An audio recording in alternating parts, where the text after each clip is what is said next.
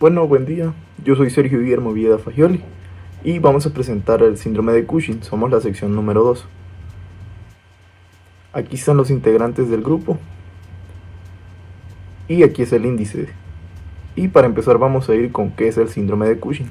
El síndrome de Cushing es una enfermedad rara provocada por un exceso de la hormona cortisol en el cuerpo. El cortisol es una hormona secretada normalmente por las glándulas suprarrenales y es necesaria para vivir. Permite responder a situaciones estresantes como a enfermedades y afecta a la mayoría de tejidos corporales. Este se produce en pulsos versátiles, principalmente a primera hora de la mañana y en muy pocas cantidades en la noche. Cuando el cuerpo produce demasiado cortisol, aparece el síndrome de Cushing. Independientemente de la causa, algunos pacientes padecen síndrome de Cushing porque tienen tumores en las glándulas suprarrenales, que hace que se produzca demasiado cortisol. Otros pacientes tienen síndrome de Cushing porque producen demasiada hormona ACTH, que estimula a las glándulas suprarrenales para que se produzca cortisol. Cuando el ACTH proviene de la hipófisis, hablamos de una enfermedad de Cushing. Ahora pasamos a la incidencia, la epidemiología y la prevalencia. La verdadera incidencia del síndrome de Cushing pues actualmente es desconocida. Hay una gran subestimación del registro de casos en el síndrome de Cushing introgénico, que es la causa más frecuente del síndrome de Cushing, teniendo en cuenta la prescripción frecuente de glucocorticoides. El síndrome de Cushing endógeno no es una entidad muy rara. Su incidencia aproximadamente es de 2 a 4 casos por millón de habitantes al año. No obstante, hay que tener en cuenta que para la infravaloración de los casos por secreción ectópica de ACTH también, o también conocida como la corticotropina. Teniendo en cuenta la incidencia del carcinoma microcítico de pulmón, que es causante aproximadamente del 50% de los síndromes de Cushing ectópicos, es de 33.000 casos por millón de habitantes al año, y que al menos el 1% de estos tumores producen ACTH. La incidencia del síndrome de secreción ectópico de ACTH se estima aproximadamente que es de 660 por millón de habitantes al año. Sin embargo, la causa más conocida es de manera más inferior.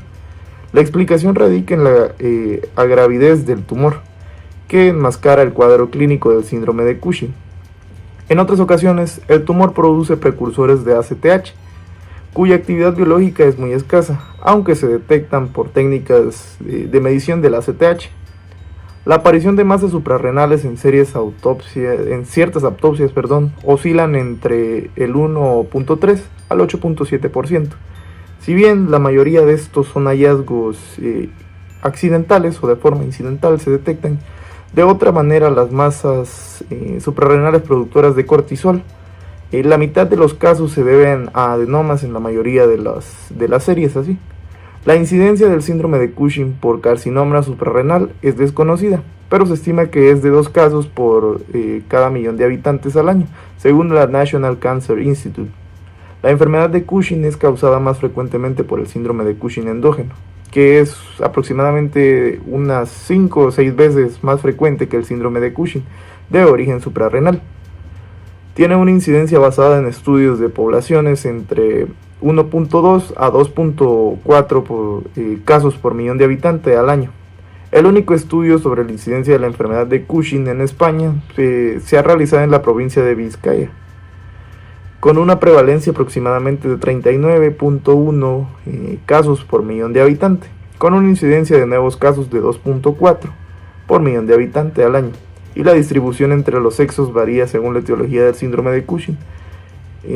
Hace 25 años el síndrome de Cushing ectópico ocurría con mayor frecuencia en los varones, que a comparación de las mujeres, que tenían una relación de 3 a 1. Sin embargo, el aumento de cáncer de pulmón relacionado con el tabaco en las mujeres en las últimas décadas han igualado esta relación.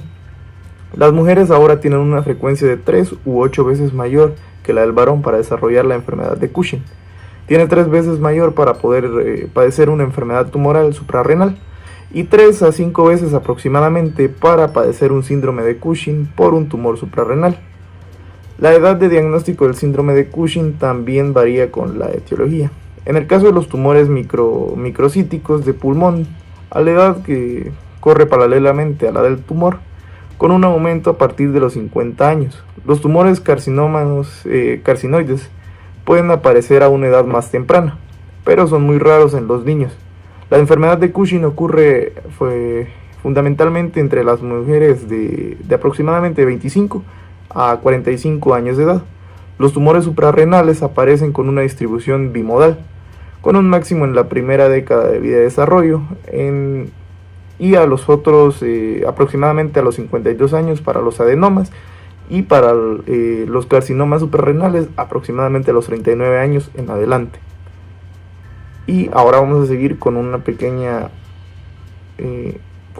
gráfica que tenemos de las prevalencias relativas de las distintas causas del síndrome de Cushing, y tenemos que un 34% es de enfermedades de Cushing, un 6% de síndrome de secreción ectópica de corticotropinas, un 1% de síndrome de secreción ectópica de CRH e hiperplasia macromodular, un 10% de síndrome de Cushing dependiente de corticotropinas, un 5% de adenomas, un 4% de carcinomas, y el 40% es un síndrome de Cushing dependiente de corticotropinas. Ahora pasamos a la fisiopatología de la enfermedad. En condiciones normales, las neuronas de la porción parvocelular de los núcleos paraventriculares del hipotálamo van a producir CRH, que actúan sobre los corticotropos de la hipófisis anterior, induciendo la liberación de la ACTH a partir de una molécula precursora llamada propiomelanocorticotina, o también abreviada como POMC, en la cual también derivan la hormona estimulante de los melanocitos, también abreviada MACH. La ACHTC tiene una acción directa sobre la corteza suprarrenal, y esta va a estimular la zona de producción del cortisol en la zona fascicular y la testosterona en la zona reticular. Una vez liberado el cortisol, ejerce un efecto de retroalimentación negativa en el hipotálamo y también en la hipófisis, permitiendo que se regulen las concentraciones hormonales en la sangre, como se verá en esta imagen que preparé aquí, que es el eje hipotalámico, hipófisis y adrenal. Para empezar, va a empezar con un estímulo de estrés aquí arriba. El estrés puede ser como físico, un estrés emocional, que se exponga el paciente al frío o a un calor extremo, que hay un dolor o incluso en un estadio de hipoglicemia. Entonces aquí las neuronas de los núcleos paraventriculares en el hipotálamo van a producir la CRH como respuesta al estrés fisiológico o algún estrés físico. Entonces, esta CRH liberada se va a unir a los receptores en las células corticotropas de la hipófisis e inducen la liberación de la ACTH. En situaciones específicas, las neuronas de estos mismos núcleos también liberan AVP, que también es conocido como arginina vasopresina. Estas también tienen una capacidad de estimular las células corticotropas. Entonces, una vez que el ACTH sale de la hipófisis y entra a la sangre, esta ACTH induce la liberación del cortisol por parte de la corteza suprarrenal que vemos aquí. Entonces, la liberación del cortisol inicia una serie de eventos metabólicos que controlan los efectos del estrés. Y luego este cortisol actúa de nuevo de retroalimentación negativa sobre el hipotálamo y la hipófisis para que disminuya la producción del ACTH y a través de esta el cortisol, y que vuelva a ser el mismo ciclo en el caso de que se presente algún otro estrés.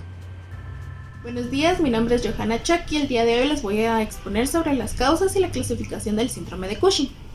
El síndrome de Cushing se va a producir debido al resultado de la exposición crónica al exceso de los glucocorticoides y en la gran mayoría de los casos al consumo de los glucocorticoides por medio de un tratamiento terapéutico en dosis altas y en una menor proporción a lesiones tumorales hipofisiarias, adrenales o en otras localizaciones ectópicas. El síndrome de Cushing es una entidad poco frecuente. Sin embargo, la mortalidad que se le ha asociado a ella es muy importante. Esto a pesar de que los avances en las pruebas de laboratorio y en las técnicas de imagen que han permitido que los hallazgos en esta entidad puedan accederse a un número mayor de individuos diagnosticados. Cabe resaltar de que en este síndrome un apropiado enfoque diagnóstico va a facilitar el manejo de los pacientes afectados. Dado como una de las principales causas de este síndrome se encuentran los adenomas hipofisiarios secretoras de adrenocorticotropina, o mejor conocida como la hormona de ACTH, los cuales van a causar una sobreproducción del cortisol en la corteza suprarrenal, en la cual también se va a denominar enfermedad de Cushing o enfermedad de Addison en la primera enfermedad suprarrenal primaria. Otra de las causas en el síndrome de Cushing puede ser un tumor productor de ACTH y en otras partes del cuerpo que no sea en la hipófisis, el hipotálamo o en la glándula suprarrenal.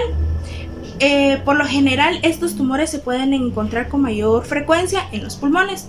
Estos tumores pulmonares van a ser capaces de producir el ACTH, como es en el caso de los carcinomas, que son capaces también de promover la producción del cortisol por parte de la glándula suprarrenal, provocando la hipercolesterolemia.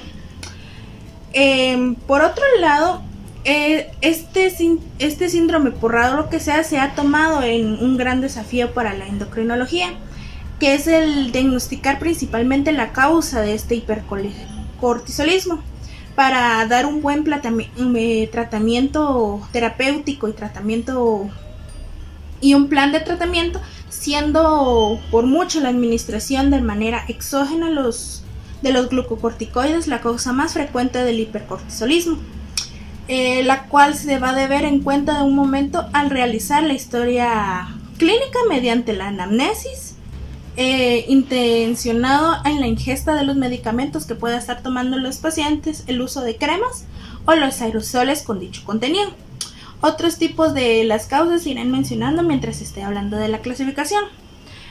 Hablando de la clasificación del síndrome de Cushing, esta se va a dividir desde un punto general visto desde el punto hormonal, que es que el síndrome de Cushing se va a definir como la pérdida de los controles de la retroalimentación negativa y de la pulsatibilidad del eje hipotalámico adrenal, debido a la presencia de lesiones con diversos grados de autonomía. Y desde un punto de vista fisiopatológico se puede dividir en dos tipos, el endógeno y el exógeno. El de tipo endógeno, se va a caracterizar por una sobreproducción del cortisol dentro del organismo. A su vez se va a dividir en dos formas principales, la dependiente de ACTH y la independiente de ACTH.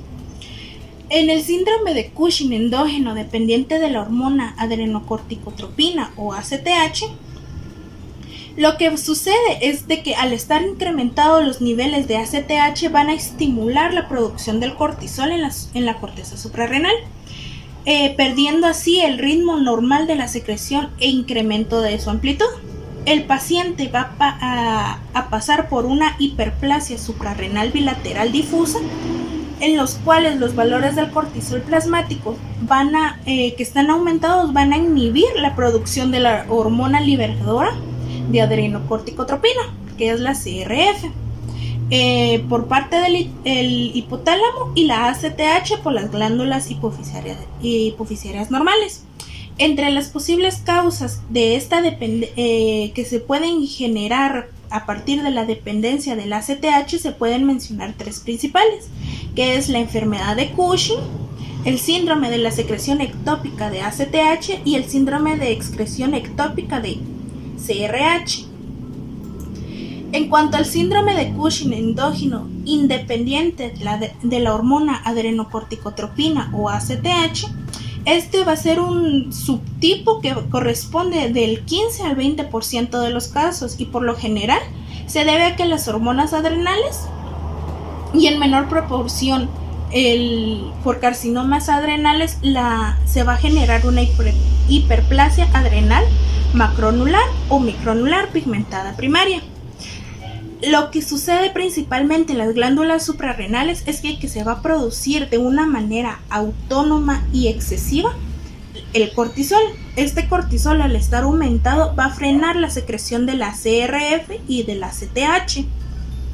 Entre las posibles patologías que pueden desencadenar esta independencia de la ACTH se pueden encontrar tres: los adenomas suprarrenales, los carcinomas suprarrenales y las hiperplasias microanulares o macroanulares bilaterales. Y para ir finalizando se encuentra el síndrome, el subtipo de exógena o también conocido como iatrógeno. Este tipo de síndrome se va a caracterizar debido a que va a ser consecuencia de factores externos al organismo. Por lo general va a ser por consumo de los esteroides con una función análoga, es decir, parecida al cortisol, como son los esteroides que son utilizadas para las enfermedades inflamatorias como el asma o la artritis reumatoide. Por lo general, estos se van a administrar por vía oral, parenteral, cutánea, ocular o bien sea inhalada. Este síndrome de Cushing cabe mencionar que es temporal, ya que al suspender la terapia con los esteroides, el organismo va a administrar o va a regular la secreción de estos glucocorticoides. Y también, dependiendo de la susceptibilidad que tenga cada uno de los pacientes, es que va a llegar a la aparición clínica del hipercortisolismo, debido a de que en ocasiones van a producir el CRF y la ACTH por medio de una atrofia de la corteza suprarrenal, que por consiguiente en los meses luego de suprimir este tratamiento pueda desaparecer. Gracias. Mi nombre es Sofía Alejandra Rodas Hernández y hablaré sobre las manifestaciones y sospechas clínicas del síndrome de Cushing. En cuanto a las sospechas clínicas, el diagnóstico del síndrome de Cushing debe de comenzar con la realización de una cuidadosa historia clínica que, entre otros aspectos, recoja la posible administración exógena de glucocorticoides y preste especial atención a las situaciones causantes del síndrome de pseudo-Cushing, como depresión o etilismo, que pueden dar lugar a un cuadro clínico muy similar al de Cushing. Los síntomas y signos pueden dividirse en aquellos que son frecuentes y poco específicos, y los que alcanzan un grado de discriminación alto para diferenciar al síndrome de Cushing de la obesidad complicada o el síndrome de ovario poliquístico. Los que reflejan el efecto catabólico de la hipercortisolemia mantenida, tales como los hematomas, miopatía, atrofia dérmica o estrías venosas, son los que, con mayor especificidad, apuntan a la sospecha clínica del síndrome de Cushing, por lo que sistemáticamente debe explorar su aparición en el amplio colectivo de pacientes obesos, hipertensos, diabéticos, por lo tanto, al diagnóstico de hipercortisolismo. En cuanto a las manifestaciones clínicas, muchas de estas, como la obesidad, la hipertensión y la intolerancia a la glucosa, son comunes en la población general. La intensidad de los síntomas está determinada por los siguientes factores, tales como la magnitud, la duración, también presencia o ausencia de exceso de andrógenos y también la causa del hipercortisolismo. También es un factor importante la edad del paciente. La obesidad central es una característica muy común. Usualmente compromete la cara, el cuello y el tronco, al igual que el abdomen del paciente. Internamente la grasa del canal espinal, al igual que el mediastino. El exceso del tejido adiposo en las mejillas y en la fosa temporal se manifiesta como una cara de luna y en la zona dorso-cervical como joroba de búfalo. En la piel son comunes la atrofia por pérdida de la grasa subcutánea y el adelgazamiento del estrato córneo. La fragilidad capilar, los trastornos de cicatrización también son factores importantes. La infertilidad es común en ambos sexos.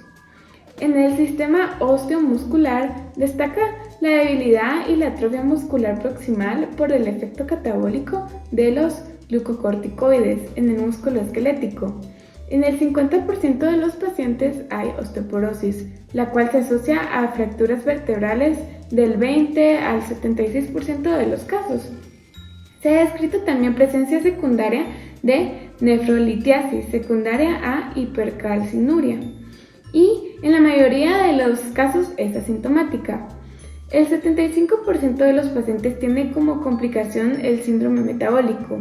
En el 70% de los pacientes hay cambios neuropsiquiátricos.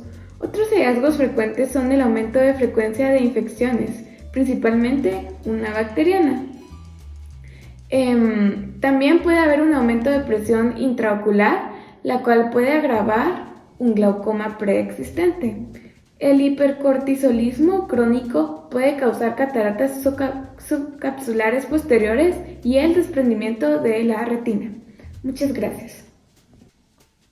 Mi nombre es María Esmeralda Morales Mejía, carnet 14720, y yo voy a hablar sobre las pruebas de cribado y voy a mencionar algunas de estas. Entonces, las pruebas de cribado son principalmente para delimitar qué pacientes son posibles portadores de síndrome de Cushing. Y por ejemplo, los pacientes obesos con distribución central principalmente y que presentan diabetes mellitus tipo 2 mal controlada, son hipertensos, con algunas dislipidemias, alteraciones menstruales o hiperandrogenismo, pues son pacientes candidatos para realizarse estas pruebas.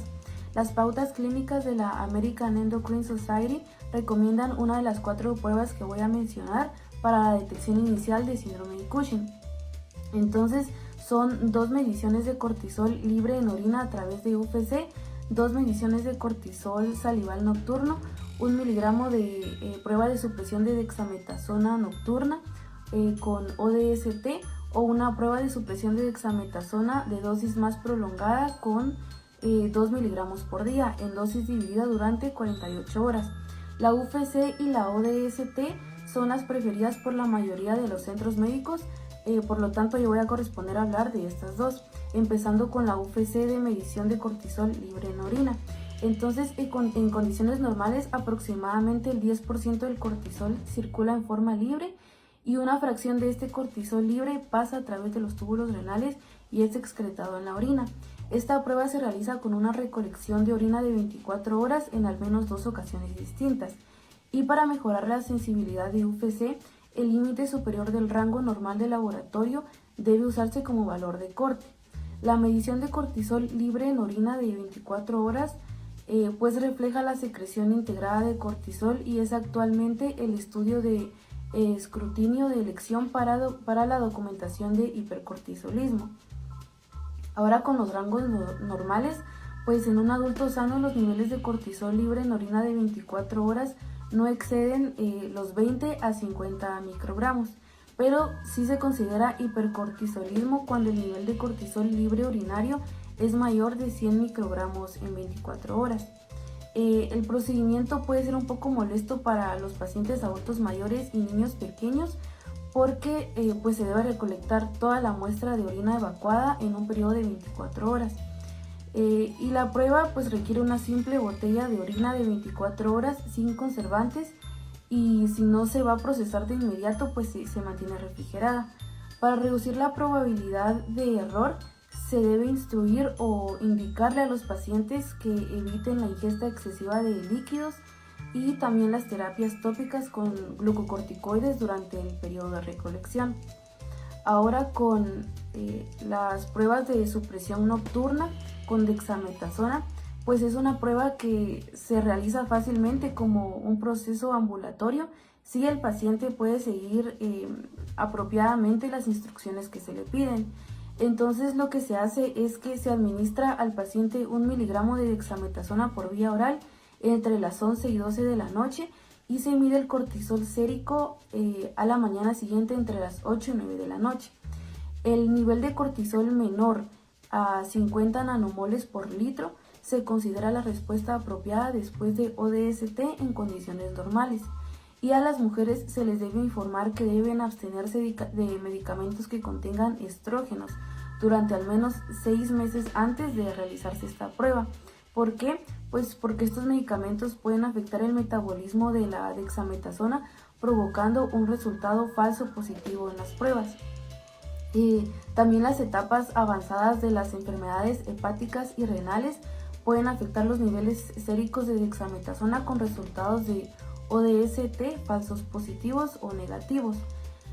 Y aunque la dosis estándar recomendada para ODST es de 1 miligramos de dexametasona, el uso de dosis de 0,5 miligramos ha mostrado una mejor sensibilidad para el diagnóstico de síndrome de Cushing en poblaciones del sudeste asiático con índices de masa corporal más bajos. Y aunque este método se ha convertido en una técnica más popular recientemente, pues sí es un método más costoso y por lo tanto tiene una disponibilidad limitada. Y eso sería todo. Gracias. Mi nombre es Ana Lucía Monroy y voy a presentar pruebas bioquímicas confirmatorias. Según la Guía Práctica de Endocrine Society de Estados Unidos, se recomiendan 3 pruebas de detección bioquímicas, la cual es la LDDST de 1 miligramo, la determinación del cortisol en orina durante 24 horas y la medición del cortisol salival durante toda la noche. Todos los demás métodos de detección, como la prueba de supresión de tamoxifeno de 2 miligramos, el cortisol sérico de medianoche, la prueba de estimulación de desmopresina, pues tienen una sensibilidad un poco más baja de las otras 3 pruebas mencionadas, que son aprobadas por la Endocrine Society de Estados Unidos, y además son un poquito más difíciles de realizar. Por lo tanto, estos métodos no se recomiendan para nada para fines de detección inicial, y además pues la medición de el cortisol sérico matutino basal, o también llamado ACTH basal, no es concluyente desde el punto de vista diagnóstico, pues gracias a que el ritmo diurno de los niveles matutinos fisiológicamente hablando son altos, y en casos graves, por ejemplo con un síndrome de Cushing ectópico, los niveles basales del cortisol se van a elevar de una forma regular. Entonces, las 3 pruebas de detección mencionadas anteriormente, que son aprobadas por la Endocrine Society de Estados Unidos, las cuales eran la LDDST de 1 miligramo, la determinación de cortisol en orina de 24 horas y la medición de cortisol salival durante toda la noche, pues tienen una precisión comparable entre ellas, y también deben ser realizados al menos 2 de las 3 pruebas de detección. Y cuando 2 de estas 3 pruebas de detección salen anormales, el paciente tiene una alta probabilidad de tener una presentación clínica en el futuro, y también se puede como confirmar el diagnóstico con las presentaciones clínicas. Indagando un poquito más acerca de las pruebas que se utilizan para diferenciar la enfermedad de Cushing de otras enfermedades como la PCS 47 y 50, tenemos la prueba de desmopresina. Esta prueba se utiliza a partir de la desaminodearginina vasopresina, en la cual pues se utiliza ya una medición seriada del cortisol sérico y de la ACTH al inicio del estudio, y luego después de ponerles una inyección intravenosa de 10 miligramos de desaminodearginina vasopresina. Esto nos debería dar un cortisol sérico basal mayor a 331 nanomoles por litro y un incremento absoluto del ACTH de aproximadamente 4 piromoles por litro. Después de esta inyección, pues la desaminodearginina vasopresina arrojó una sensibilidad del 90.3% y una especificidad del 91.5% para poder diferenciar entre la enfermedad de Cushing y la PCS 47 y 50. Además, recientemente pues, se logró informar en un estudio que una infusión intravenosa de la dexametasona de 4 miligramos se puede realizar entre las 23 horas a las 3 horas, junto con una medición de niveles séricos de ACTH, y luego más tarde a las 8 horas. Es muy útil para poder distinguir a los pacientes entre la enfermedad de Cushing o el síndrome de Cushing y la PCS 51. Además que el nivel sérico de ACTH de 14.8 nanogramos por litro o 3.6 piromoles por litro ha demostrado una sensibilidad de casi el 100% y una especificidad del 83.3% para poder distinguir entre estas dos enfermedades. Existe otra prueba que es sumamente importante para brindar un diagnóstico, una confirmación diagnóstica de el síndrome de Cushing, el cual es el Low Dose Dexamethasone Suppression Test o prueba de estímulo de CRH. Este LGDST o Low Dose Dexamethasone Suppression Test está combinada con la CRH, que es la hormona liberadora de corticotropina. Entonces, gracias a que este es un test de estimulación, se debe de administrar por vía intravenosa 1 microgramo por kilogramo de CRH 2 horas después de la última dosis de dexametasona y del último control de cortisol que se tomó.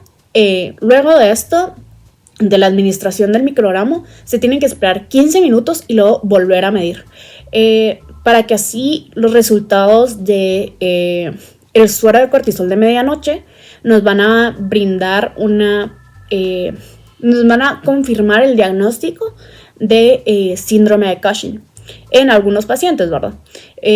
También como que es muy importante que después de haber obtenido la confirmación bioquímica, pues se identifique cuál es la causa que nos está dando este exceso de producción de cortisol. Para esto nos van a servir los niveles de ACTH, los cuales nos van a dar una estimación y nos van a proveer un poquito más de información para ver si es de un proceso anormal o un proceso externo o es solamente una estimulación en exceso del cortisol. También se ha dado que esta estimulación del CRH durante los procedimientos del bypass han ayudado al diagnóstico del síndrome de Cushing en totalidad, gracias a que tienen una especificidad del 95%, y cuando se realizan estos bypass se pueden obtener samples y en estas como pequeños pruebas o pequeños fragmentos que nos brindan, podemos sacar los niveles de prolactina en plasma y esto nos va a mejorar la sensibilidad del test y nos van a ayudar a excluir del panorama algunas cuestiones ectópicas, ¿verdad? Y pues también nos van a ayudar a mejorar la definición o nos van a ayudar a mejorar la confirmación de que sí tiene el paciente un síndrome de Cushing activo. Mi nombre es Gabriel Tebalán y yo voy a hablar sobre los diferenciales del síndrome de Cushing. Si se puede medir la corticotropina plasmática, va a ser dependiente. Y si la corticotropina no se puede medir, este proceso va a ser independiente. Luego aquí tenemos los diagnósticos diferenciales de los distintos fenotipos de Cushing. Aquí podemos mostrar en que mayormente se presenta en mujeres, que es el síndrome del ovario poliquístico.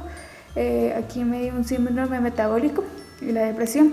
Es necesario realizar las pruebas diagnósticas porque muchas veces se confunden especialmente el síndrome poliquístico con un síndrome de Cushing. Bueno, uno de estos diagnósticos diferenciales puede ser el hipercortisolismo confirmado. Desde un punto de vista fisiopatológico, esta enfermedad se clasifica como ya se había comentado en dependientes de ACTH e independientes de ACTH.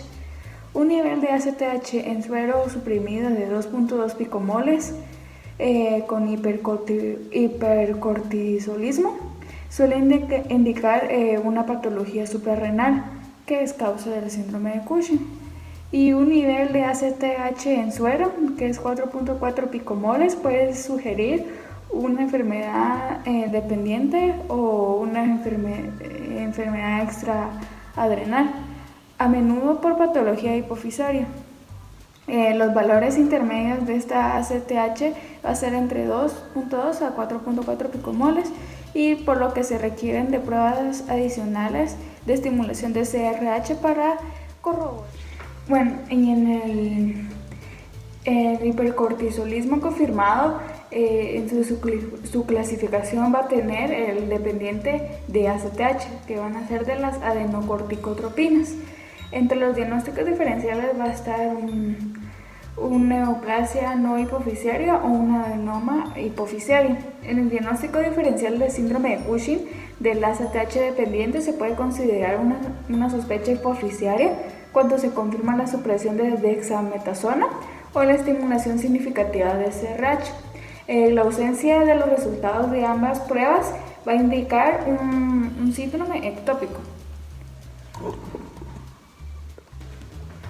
Bueno, en los pacientes con un síndrome ectópico, lo más seguro es que padezcan un adenoma hipoficiario secretor de corticotropina. Un paciente ocasional va a tener un síndrome de pseudo-Cushing inducido por alcohol. En algunos casos, la clínica, como la agresividad en varones o la hipopotasemia, puede ser propia del clásico síndrome ectópico por un carcinoma pulmonar, aunque no se manifiestan muchas veces en los tumores ectópicos como los carcinomas bronquiales, que con frecuencia generan un síndrome oculto en la clínica de la enfermedad de Cushing de origen hipoficiario. Por lo tanto, es necesario recurrir a la realización de pruebas para descartar cualquier problema. Bueno, y en el caso de que ya haya un diagnóstico confirmado de síndrome de Cushing, hay que recurrir a imágenes diagnósticas para descartar que sea una enfermedad suprarrenal. Independiente del ACTH, los diferenciales que podemos encontrar es que sea iatrogénico, como los glucocorticoides, una neoplasia suprarrenal que se puede presentar en adenoma o carcinoma, una hiperplasia nodular suprarrenal, una enfermedad suprarrenal nodular pigmentada primaria, una hiperplasia macronodular suprarreodular masiva, un dependiente de comida.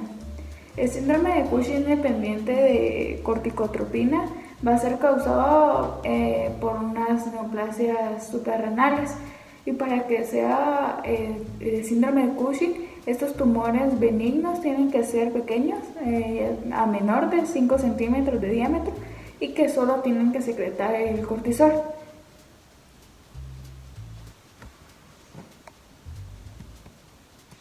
Bueno, las enfermedades bilaterales van a ser el resultado de múltiples adenomas micronodulares o las hiperplasias, que esta rara vez dan a un síndrome de McCune-Albright o carcinomas.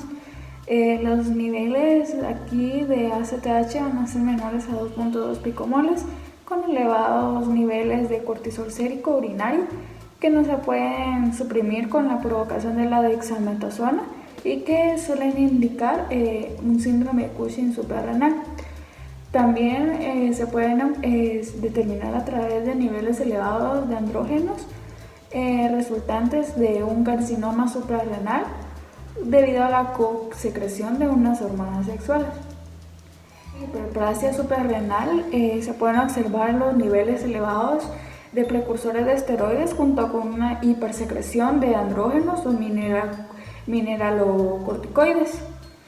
Un aumento paradójico en la hiperplasia se pueden observar raras veces en los síndromes de Cushing suprarrenales. Por lo tanto, es necesario también seguir realizando las pruebas diagnósticas mediante imágenes para descartar cualquier diagnóstico diferencial. Bueno, estudio diagnóstico de Cushing. Las pruebas de escrutinio tienen como objetivo medir o demostrar el aumento de producción de cortisol, que ese se genera de forma autónoma, ya que se pierde la regulación de las asas de retroalimentación del sistema hipotálamo-hipófisis suprarrenal. Este tipo de pruebas se recomiendan en personas que tienen hipercortisolismo o también en personas con alto riesgo, que son como pacientes con diabetes mellitus tipo 2, con hipertensión arterial sistémica, con obesidad de rápida progresión, menores de 65 años con osteoporosis severa y pacientes con síndrome de ovarios poliquísticos, ¿verdad? Ahora, estas pruebas se consta de dos y son altamente sensibles. La primera es la medición de cortisol libre en orina y la segunda es la prueba de supresión con dosis baja de dexametasona. En la medición de cortisol libre en orina 24 horas, esta consta de medir o cuantificar el cortisol que se produce en el día que no está unida a proteína. Idealmente, estas tienen que pasar por una prueba cromatográfica que separa el cortisol de cualquier otro metabolito. Luego se debería pasar por un inmunoensayo que detecta el cortisol para poder cuantificarlo. Y idealmente en estas condiciones el cortisol debería ser menor a 50 microgramos por día. Ahora, cuando no se puede hacer un estudio cromatográfico sobre la prueba de orina, se tiene que hacer una prueba RIA y esta normalmente tiene que estar abajo de 100 microgramos por día. Cuando se tiene una sospecha en un paciente que tiene Cushing o pseudo Cushing, se tiene que medir unas 2 o 3 veces al día debido a las fluctuaciones que tiene de producción de cortisol en el cuerpo. También el cortisol puede salir un poco elevado en personas que ya tienen pseudo Cushing. Ahora, en la prueba de supresión con dosis baja de dexametasona, esto consta de dar 1 miligramo de dexametasona en la noche para después poder medir el cortisol sérico en el día, en la mañana del siguiente día, dejando como espacio entre 6 a 8 horas. Ahora, si no se puede hacer esto, se puede dar dosis de 0.5 miligramos de dexametasona cada 6 horas por 2 días para luego medir el cortisol sérico. Este debería estar por debajo de 1.8 microgramos por decilitro. Ahora, ¿cómo sabemos que cuando tiene Cushing o cuando no tiene Cushing? Entonces, para eso nos sirve este mapa conceptual que tengo aquí. Ahora se tienen que hacer las dos pruebas, ¿verdad? Para poder administrarlo. Entonces, un cortisol en orina normal y con una prueba de supresión de dosis baja en dexametasona por debajo de 1.8, esto nos descarta Cushing. Aquí se mira la flechita. Ahora, cuando tenemos cortisol en orina alta y una cortisol de supresión con dosis baja mayor de 1.8, esto nos da Cushing. Sin embargo, un cortisol en orina alto más un cortisol bajo de prueba de supresión con dosis baja, esto nos descarta Cushing.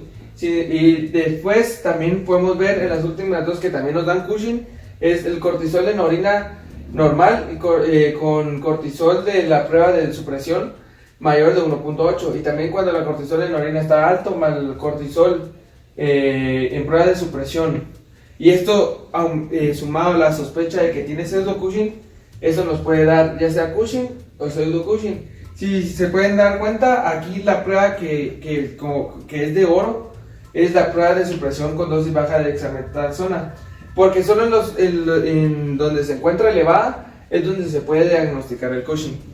En el estudio de localización se tiene que empezar con una prueba inicial, que es la medición de ACTH.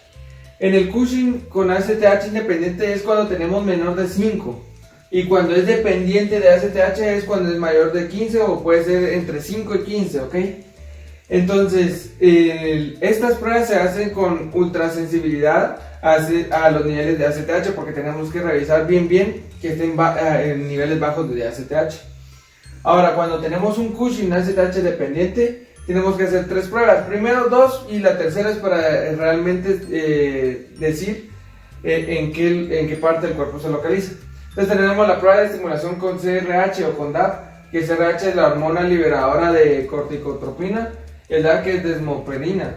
Ahora, la prueba de supresión con dosis alta de dexametasona, esta se realiza tomando 2 miligramos de dexametasona cada 6 horas durante 2 días para poder después contar el nivel de cortisol en el cuerpo. Si no, existe otra manera tomando 8 miligramos de dexametasona en la noche para poder revisarla en la mañana. Si no, se toma en la mañana para poder revisarla en la noche.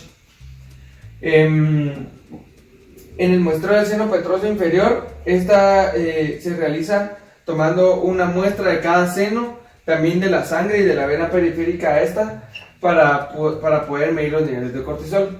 Ahora explicándoles en el mapa anterior, donde les estaba explicando también los exámenes de escrutinio, cuando ya tenemos diagnosticado Cushing, nosotros procedemos a evaluar el ACTH, como bien les había mencionado. Cuando es menor de 5, esto nos da un Cushing suprarrenal.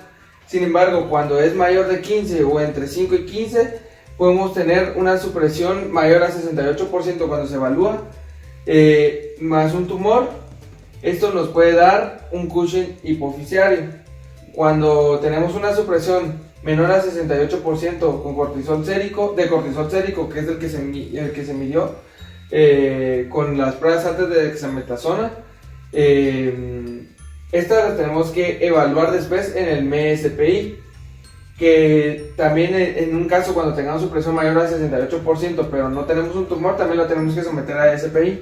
Cuando el SPI nos da los resultados y es menor, el ACTH medido es menor de 3.1, nos da un Cushing ectópico. Cuando es mayor o igual de 3.1, nos da un Cushing hipofisiario. Ahora, cuando se trata de un pseudo Cushing, es una rara ocasión donde la persona puede tener síntomas y signos de un Cushing, pero se tienen que tomar resultados de prueba que tienen síndrome de Cushing. Sin embargo, con algunas pruebas adicionales a estos, que son normalmente los que les mencioné anteriormente, se niega la existencia de Cushing. A esta enfermedad se le conoce como pseudo Cushing. Muchas gracias. Mi nombre es Jessie Dayan Morales Guillén y les hablaré sobre el diagnóstico del síndrome de Cushing. El síndrome de Cushing denota hipercortisolismo patológico como un resultado excesivo de la hormona adrenocorticotrópica o por la producción suprarrenal autónoma de cortisol, la cual se encuentra asociada con las comorbilidades importantes como lo son la hipertensión, la diabetes, la coagulopatía, las enfermedades cardiovasculares, las infecciones y las fracturas. Incluso después de la curación del hipercorticosilialismo, en tasas de mortalidad pueden aumentar. Por eso es necesario hacer el diagnóstico lo más pronto posible. Dentro de los diagnósticos recientes que se han dado para el síndrome de Cushing, se debe tener en cuenta cuando una persona presenta síntomas o signos graves del síndrome, los cuales continúan adquiriendo más y más durante un periodo de tiempo largo. Se ha investigado que los síntomas se presentan por medio de los medicamentos que se ingieren o inyectan, los cuales poseen glucocorticoides, siendo la causa más común de padecer este síndrome, el cual es conocido como el síndrome de Cushing exógeno. Debemos comprender que los glucocorticoides imitan la acción de la hormona natural del cuerpo, cortisol. Las personas lo presentan debido a que su cuerpo produce demasiado cortisol. Las causas de un exceso de cortisol son cuando la hipófisis produce demasiada adrenocorticotropina o ACTH por sus siglas en inglés. Esta posteriormente envía señales a las glándulas suprarrenales para producir cortisol en exceso. El contenido de esteroides en las cremas vendidas no se encuentra claro en algunos países, pero es aconsejable medir los esteroides sintéticos que se encuentren en la sangre y orina de los individuos con este síndrome, que usualmente utilizan estos productos. Además, debemos considerar que algunos medicamentos tradicionales también pueden contener glucocorticoides, por lo que también se debe de evaluar el uso de estos en los pacientes con el síndrome. Dentro de las pruebas de detección es recomendable el uso de al menos 3 diferentes pruebas de detección, que es la excreción de cortisol libre en orina de 24 horas, los niveles de cortisol salival a altas horas de la noche o antes de acostarse, y la prueba de supresión con dexametasona durante la noche de 1 miligramo o la de 2 miligramos, conocida como DST. Todas las pruebas de detección reflejan diferentes anomalías fisiológicas en el síndrome, donde existe alta producción diaria integrada de cortisol, pérdida del cortisol serio, además de una respuesta alterada de la retroalimentación negativa de glucocorticoides, por lo que utilizar más de una prueba es demasiado útil, además de que se complementan unas con otras, ya que los resultados se deben de corroborar entre sí para una detección exitosa. El resultado de cada prueba de cortisol se considera normal al encontrarse dentro de su rango de referencia aceptado. Los valores normales de cortisol son 8 horas después de administrar 1 miligramo de dexametasona. Deben encontrarse normalmente menor a 1.8 microgramos por decilitro, siendo necesario que los prescriptores de las pruebas de detección deban de conocer las características del ensayo de cortisol utilizados para medir el resultado y así poder evitar malas interpretaciones. Es necesario entender que para medir el cortisol se realiza mediante un inmunoensayo, como lo vemos en la imagen, o un ensayo de base estructural. Los últimos ensayos específicos del cortisol deben de ser observados en los ensayos basados en anticuerpos, además de que los rangos de referencia pueden variar, por lo que cada resultado debe interpretarse con el rango de referencia que posea. En informes recientes se encontró que la reactividad cruzada inherente a los inmunoensayos pueden ayudar a detectar mejor los casos leves. Los glucocorticoides distintos del cortisol se pueden identificar mediante el cortisol en ensayos basados en anticuerpos.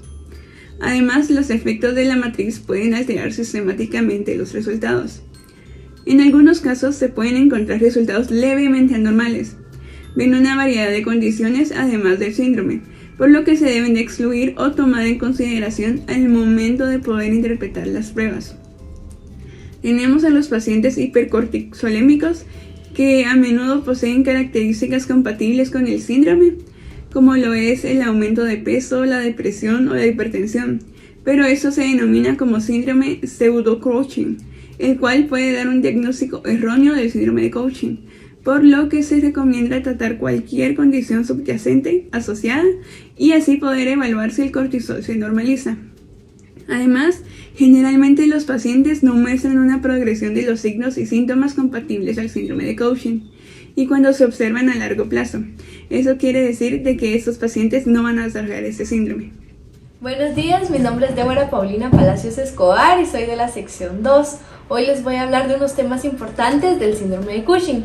Para empezar con la sospecha del síndrome de Cushing, pues se sospecha cuando un paciente va a presentar signos y síntomas del síndrome. Estos se pueden dividir de primero en la parte sistémica, que va a presentar fatiga, hipomanía, retraso de crecimiento, también aumento de peso, hiperpigmentación en las articulaciones, cicatrices en áreas bucales o vaginales. También va a presentar la piel y el cabello graso, va a haber hirsutismo y calvicie en mujeres. También pueden presentar acné, cicatrización deficiente cuando se causan una herida. También pueden presentar un aumento de hematomas, la cara se les puede ver ruborizada o enrojecida. También presentan un aumento en el número de infecciones. Ahora respecto al aspecto psiquiátrico y cognitivo, pues el paciente va a presentar mayor irritabilidad, su memoria va a estar disminuida, puede presentar un trastorno psiquiátrico o de personalidad. También puede haber disminución de la capacidad cognitiva. Ahora respecto a la parte cardiovascular o trombótica, el paciente va a presentar hipertensión, aumento de incidencia de accidentes cerebrovasculares, un aumento de incidencias del infarto del miocardio. También pueden presentar edemas. En el área reproductiva, pues van a presentar una disminución del líbido, pubertad tardía, infertilidad y la hipogonadismo. En la parte oftalmológica, los pacientes presentan corioretinopatía serosa central, y en la parte musculoesquelética van a presentar debilidad en las áreas proximales, dolor en la espalda, disminución de la densidad mineral ósea, pueden presentar frecuentemente más fracturas, ¿verdad? Entonces el síndrome de Cushing también se puede considerar cuando el paciente va a presentar signos y síntomas del síndrome a una edad mucho más temprana de lo que se debería esperar. Esto es, por ejemplo, en los adultos o jóvenes que van a empezar a presentar osteoporosis, fracturas o hipertensión, ¿verdad? O sea, no es algo muy común. Ahora con el siguiente tema, que es la detección del síndrome de Cushing, pues una guía práctica de Endocrine Society pues recomienda el uso de al menos 2 de 3 pruebas de detección diferentes. La primera va a ser la excreción de cortisol libre en orina de 24 horas. La segunda son los niveles de cortisol de la saliva a altas horas de la noche y antes de acostarse. Y la tercera es la prueba de supresión con dexametasona durante la noche, que es DTS, de 1 miligramo, o también puede ser alternativamente la DST de 2 miligramos durante 2 días. Todas las pruebas de detección pues reflejan diferentes anomalías fisiológicas en el síndrome de Cushing. Puede ser la alta producción diaria de integridad de cortisol, la pérdida de cortisol sérico o salival a la hora de acostarse, y la respuesta alterada a la retroalimentación negativa de glucocorticoides, y por lo tanto pues son complementarias una a la otra, y el uso de más de una pues es extremadamente útil, ya que los resultados generalmente deben corroborarse entre sí. Ahora con el siguiente tema, que son los cambios recientes que han habido en los tratamientos del síndrome de Cushing, pues este se asocia con un aumento de la morbilidad y de la mortalidad, principalmente como resultado de una coagulopatía, un infarto, un accidente cerebrovascular, una embolia pulmonar o una infección, así como las secuelas de la hipertensión y la diabetes. Pues estos probablemente son el resultado del exceso de cortisol. Por tanto, el objetivo del tratamiento va a ser normalizar los niveles de cortisol y su acción en los receptores y tratar cualquier condición comorbida. Ahora, recientemente pues se ha evaluado la capacidad de los agentes que se dirigen a los factores de transcripción de la propiomelaanocortina, que es la POMC, que esta va a servir para reducir la producción de ACTH y normalizar el nivel de cortisol. Estos van a incluir un análogo de somatostatina y pariseotina y el análogo de la dopamina carbegolina. Cada uno de estos agentes pues normalizó el UFC en aproximadamente 40% de unos sujetos que hubo un estudio, con mayor eficacia en aquellos con hipercortisolismo, que era más leve. La eficacia del segundo, que era la carbegolina, pues mejora cuando se administra en combinación con ketoconazol. Otro inhibidor de la transcripción de la POMC va a ser el ácido retinoico, y este se ha probado en pequeños estudios basados en pruebas preclínicas de inhibición de la secreción de ACTH.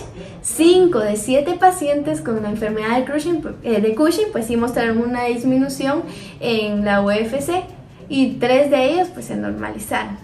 Ahora, como siguiente tema, tenemos los desafíos continuos en el manejo del síndrome de Cushing. Aquí el hipercortisolismo pues severo conlleva un alto riesgo de infecciones y fenómenos trombóticos, y puede poner en peligro la vida. En general, la monoterapia no es eficaz, y en este contexto algunos estudios pequeños han investigado la terapia combinada y sugieren que el uso agresivo de múltiples agentes puede llegar a ser efectivo, mas no es lo que más se ha complicado tratar en este síndrome. Muchas gracias. Mi nombre es Mario Estrada, carnet 1157-719. Yo les hablaré sobre el tratamiento de Cushing y posteriormente mi compañera ampliará el tema. Bueno, como primer punto, en el tratamiento médico se han evaluado las capacidades de los agentes dirigidos a los factores de transcripción de la propiomelanocortina, o por sus siglas POMC, para reducir la hormona adrenocorticotropa o ACTH, y esto con el fin de normalizar el cortisol. Los medicamentos que se utilizan se usan para mejorar signos y síntomas y para disminuir el riesgo quirúrgico.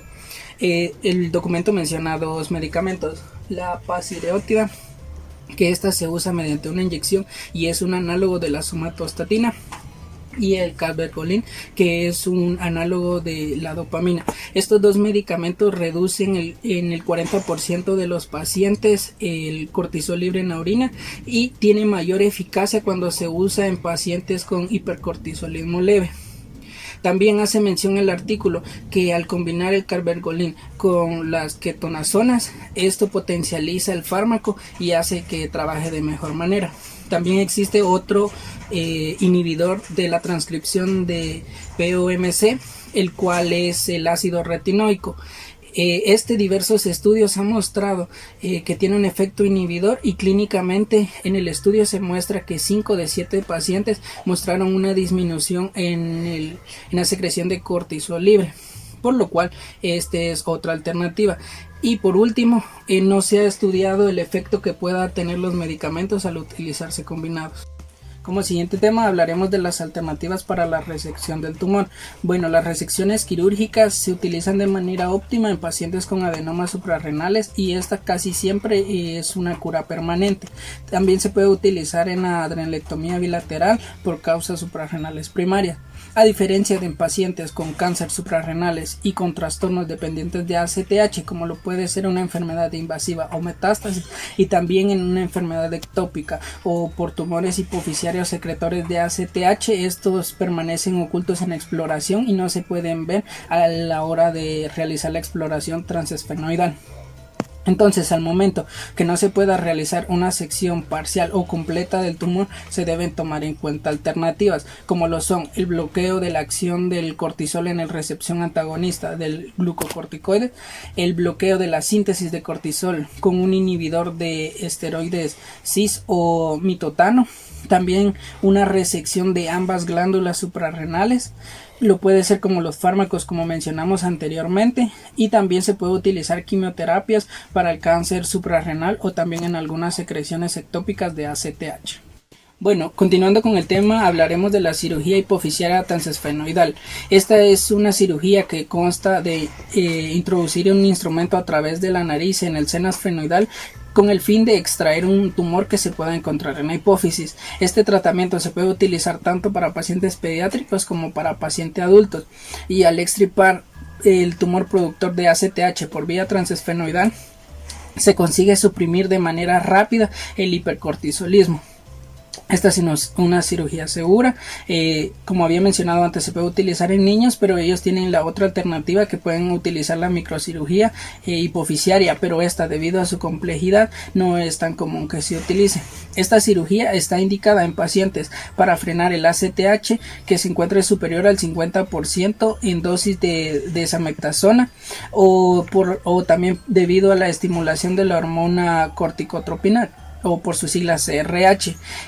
Se puede detectar ya sea por una resonancia magnética o se puede detectar en las pruebas dando positivo en la prueba de CRH en los senos petrosos inferiores.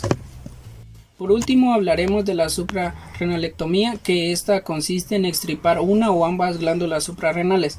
Esta adrenalectomía total o parcial se utiliza inicialmente en pacientes pediátricos, pero debido a las complicaciones que se pueden tener, como lo son la aparición del síndrome de Nelson por el desarrollo de tumores hipoficiarios posteriores de ACTH, hace que se restrinja o que se utilice de maneras específicas, por lo cual se puede utilizar solo en patología autónoma suprarrenal de adenoma o carcinoma que se presente tanto unilateral o bilateralmente, y también en pacientes con síndrome de Cushing se puede utilizar solo cuando la hipofisectomía no funciona o cuando no se puede realizar una extirpación del tumor. Muchas gracias. Catherine Daniela Villatoro Romero, carnet 1030-620. Bueno, siguiendo con el tratamiento, ahorita vamos a ver sobre la inhibición de la esteroidogénesis y los antagonistas de los glucocorticoides. Bueno, entonces los agentes que van a bloquear la esteroidogénesis suprarrenal van a ser en varios pasos y van a estar disponibles, y se van a incluir en la metirapona, que ese va a ser la 11-B-hidroxilasa, el ketoconazol, que va a ser la escisión de la cadena 11-B-hidroxilasa, 17-B-liasa y aldosterona sintasa, y el mitotano, que va a ser la cadena lateral de 11-B-hidroxilasa y el colesterol, que estos van a tener efectos citotóxicos adicionales en dosis altas.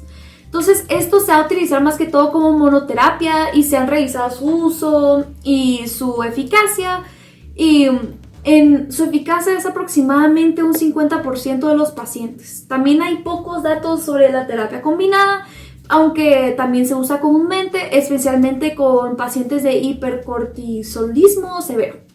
Entonces vamos a hablar un poco sobre la inhibición de la esteroidogénesis. Más que todo, más específicos, van a ser que bloquean en uno o varios pasos la síntesis de cortisol. Entonces, para tener un control del hipercortisolismo, entre estos medicamentos, pues va a estar el ketoconazol, el etomidato, la metilapona, el mitotato y la monoglutamida. Entonces, empezando con el ketoconazol, más que todo se va a emplear para poder disminuir los valores de cortisol a través de la inhibición de varias enzimas esteroidogénicas, donde se va a encontrar la 17-hidroxilasa, 11-B-hidroxilasa y 18-hidroxilasa. Esto también se va a poder emplear como monoterapia en dosis de 300 a 400 miligramos en vía oral y en un periodo de tiempo de 5 a 8 meses. Entonces sus efectos adversos van a incluir aumento de transaminasas, ginecomastía y alteraciones gastrointestinales. También se puede indicar como un tratamiento transitorio desde el momento de su diagnóstico hasta de su resolución quirúrgica. Siendo con el tomidato, pues más que todo va a ser un agente anestésico que va a derivarse del imidazólico, que suprime la esteroidogénesis a través de la inhibición del 17-hidroxilasa, 11-hidroxilasa y 17-20-liasa. Entonces sus dosis van a oscilar desde 0.03 a 0.3 miligramos por kilogramos por hora. Y va a ser por vía intravenosa, siendo esta la somnolencia su principal efecto adverso. Entonces, siguiendo también con la inhibición de la esteroidogénesis, vamos a ver el tratamiento farmacológico. Que aquí vamos a encontrar el monoglutamida, que ese más que todo va a ser un agente anticomicial, va a ser con efecto supresor sobre la esteroidogénesis a través de pues, las enzimas 11-B-hidroxilasa, 18-hidroxilasa, y va a ser eficaz también solo en un 45-50% si se utiliza monoterapia, por lo que se va a recomendar su combinación con otros agentes como la metilapona. Hablando un poco de la metilapona, esto se va a inhibir selectivamente a 11-B-hidroxilasa, reduciendo un 75 al 80% de la concentración sérica cortisol, y también se puede utilizar como una monoterapia de 250 miligramos de un rango de 6 horas. Entonces esta droga o este medicamento, se podría decir, es de selección para las mujeres embarazadas por la seguridad demostrada en este fármaco. Y por último es el mitotano, que más que todo va a inhibir múltiples enzimas esteroidogénicas a través de dosis altas. También va a poseer una acción adrenalítica, causando atrofia y necrosis de la glándula suprarrenal. Debido a su toxicidad, se utiliza más que todo en casos donde hay carcinoma adrenal, y no se recomienda este fármaco, si no se recomienda como el metilapona para mujeres embarazadas, ya que se puede acumular en el tejido adiposo hasta por 2 años posterior a la suspensión de su uso. Y por último, vamos a tener los antagonistas de los glucocorticoides, donde estos van a proporcionar un mecanismo de acción diferente para poder reducir la acción de cortisol. Y estas serían nuestras referencias bibliográficas. Muchas gracias.